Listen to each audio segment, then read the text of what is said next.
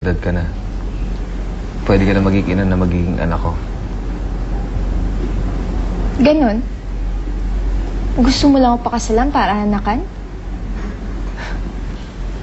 Pwes, maghanap ka ng palahi ang baboy.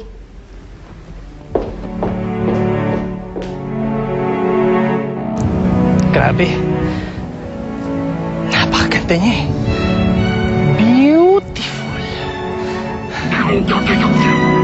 Oo. Oo, sige. Huwag kang mag-alala. Ganito, kapag nakita ko siya ulit, ipapakilala ko siya sa'yo. Ha? Ano to? Promise ko to, ha? Sa kasal namin, abay ka. Para himatayin yung mga tao dun.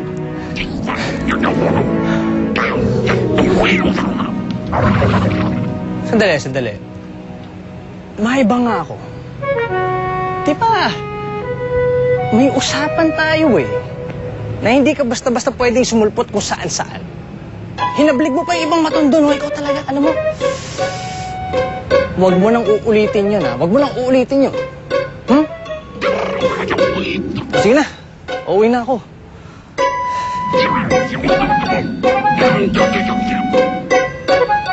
Ano? Gusto mo sumama sa akin, ha? Paano ako sasakay ng jeep niyan? Hindi pwede. Matatakot yung mga tao doon, lalo na si Kalbo. Gusto mo ikaw pa yung mag-isanhin ng pagkamatay noon, ha?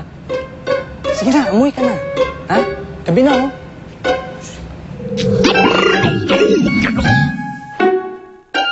Iho, Ta, magpalamig ka muna, ha? salamat po. Lagay mo na rin. Ay, teka muna. Nasaan na si Celine? Umakyat ho eh. Nakutin mo yung babaeng yan, oo? Talagang may kabastos ng sandali. Hindi nga, dito okay lang ho. Hihilahin ko siya pababa rito. Hindi na ho. Ha? Nakapag-usap naman kami. Ay, talaga, Iho? Anong sabi niya? Kaya lang nagpapakipot ho yung pamangkin niya eh. Basta ito ang tandaan mo, Iho. Botong-boto ako sa'yo. Salamat ho. Alam ko naman na Sole, magiging kami pa rin. Paano? Huli na ako. Oh, sige. Mag-iingat ka, ha? Sige, salamat. Sige, bye-bye.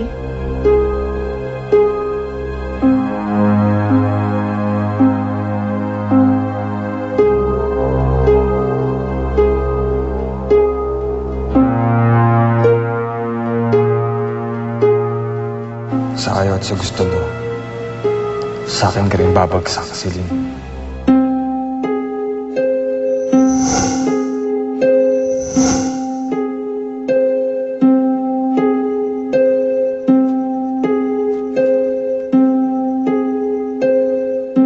Elena, nakalaya na si Abresia.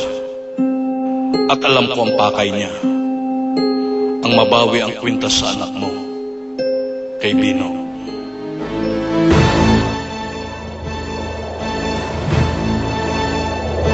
Kailangan maging ganun pagkapangyarihan ko. Kailangan mapasa aking muli ang kwintas. Kailangan mabawi ko yun sa may hawak ko ito.